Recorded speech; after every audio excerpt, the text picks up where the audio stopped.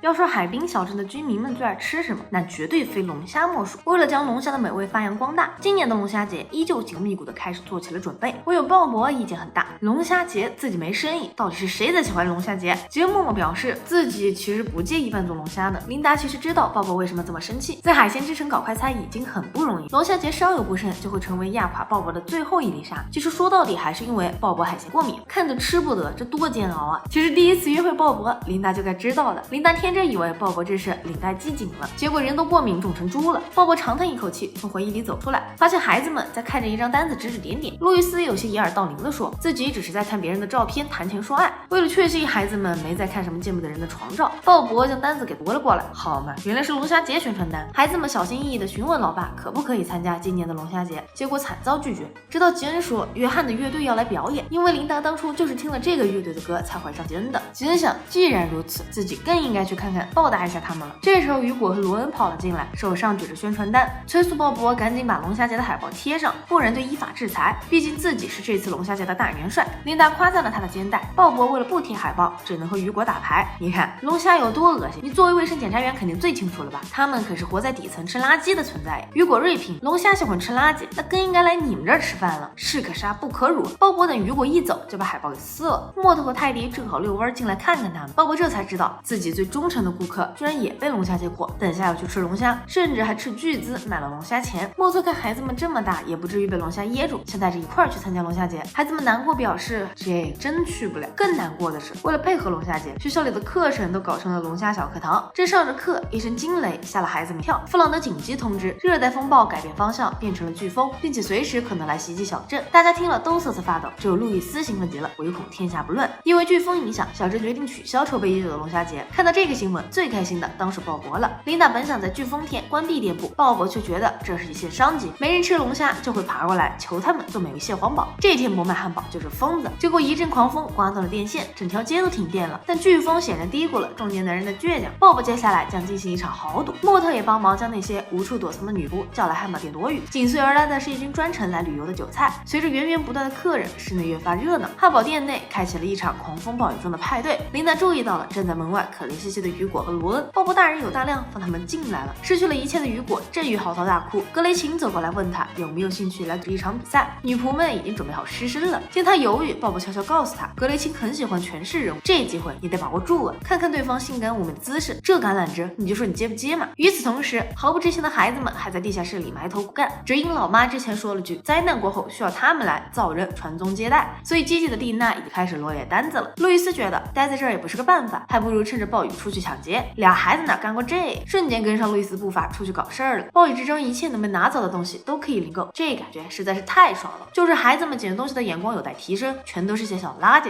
3分钟热度的孩子们觉得无聊，打算打道回府，结果却看到了一只在地上爬行的小龙虾。帮忙取下禁锢钳子的皮筋后，龙虾的无情铁手直接夹住了杰恩的眼皮，但孩子们却异常激动，这是个偷尝禁果的好机会。他们从店里偷了些道具准备下厨。本来乐滋滋的杰恩听说要把龙虾活活煮死，瞬间惊了，这不对吧？咱们第一次吃龙虾就在这黑咕隆咚的房间，拿餐巾纸垫着脖子就开始了。就连路易斯也觉得没劲儿，可惜好言难劝想死的鬼，龙虾一个挣扎，自己自由落体进了热水锅里。肉质倒是鲜美，但杰恩吃了过敏肿成猪头。蒂娜忽然想起龙虾节现场会有一个医疗帐篷，热闹非凡的汉堡店挤满了人，琳达忙得焦头烂额，她不知道该找谁拿小票。鲍勃拍了拍胸口，让他放心，交给自己，一切都会搞砸的。因为鲍勃打算不输大家的钱，能帮自己扇上龙虾节的威风，已经很爽。琳达就不爽，忙活大半天白给。很快龙虾节就变成了鲍勃节，他的慷慨上了电视，也让他体验了一把被爱戴的感觉。嗜血的鲍勃面对的是琳达的臭脸以及乱糟糟的一切。飓风已经过去，只有汉堡店和被抢劫了一样，这都多亏了鲍勃。面对妻子的指责，深知自己错了的鲍勃只能小声表示自己只是想要个好口碑，口碑打出去了，还愁咱们汉堡店没客吗？结果走出门，鲍勃就发现自己被背刺了，龙虾节又复活了，并且昨晚那些称兄道弟的食客们全都翻脸不认人。鲍勃这下算是被好好上了一课，他不服气，上台就抢过了话筒，结果却遭到了大家的鄙视。正好孩子们路过，他一眼就看到了自己家的猪头小子，瞬间气到指责台下的食客们，看看龙虾给孩子带来了什么吧！要是再不停止龙虾节活动，自己就把脚插到黄油锅里。这下彻底引起了众怒，茱莉亚更是掏枪对准了他的脑袋。琳达越过人海走上来劝鲍勃，鲍勃也是耳根子软，一下就知道自己错了。刚打算下台，茱莉亚的铅笔弹就手滑打了出去，给鲍勃整个人泡到黄油里，一锅的黄油全毁了。大家气到准备将鲍勃丢到龙虾壳堆推理。琳达直接上前拿过话筒喊话：“鲍勃的确该受到惩罚，你们也该把昨天吃的汉堡钱给补上。”鲍勃向你们展现了善良的心，而你们这群贪得无厌的人却将那份真心当龙虾给煮了。此时，唯一清醒者罗恩也开始觉得大家这样不对，尤其是雨果，人家当丘比特给前线搭桥，你在这背刺不好吧？雨果的内心受到了谴责，他阻止了大家，决定履行自己的职责。作为卫生检查员，朋友有没有被污染，必须要自己检查过才行。经过他手头的乳制品纯度检测仪，